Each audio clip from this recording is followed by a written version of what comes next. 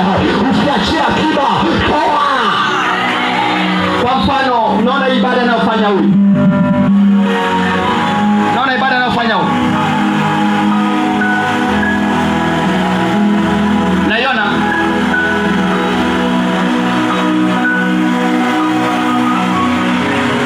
hii ni roho inatafuta nguvu kuzidi ije angalau isaidie. Imenaswaje kanisani?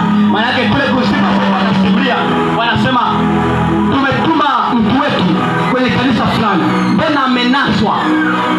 Sasa hii roho haiwezi kutoka, haiwezi kutoka.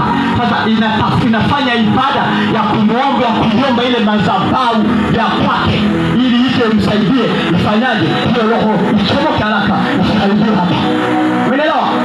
Hiyo roho yuko ndani, angalia anavyofanya.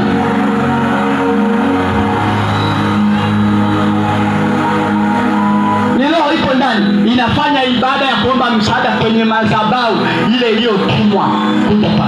Ni roho iko ndani imetoka mahali kwenye madhabahu fulani ya wachawi au ya waganga au ya mizimu.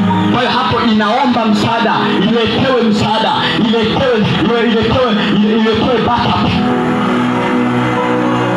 Waja wakombozi wa ukombozi.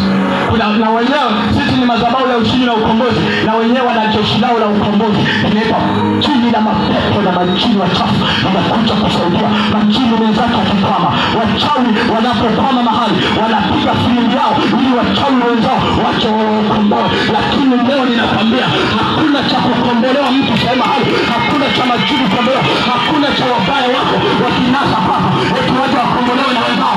Nimekataa kwa mamlaka ya Jehova. Anga limeshafunga.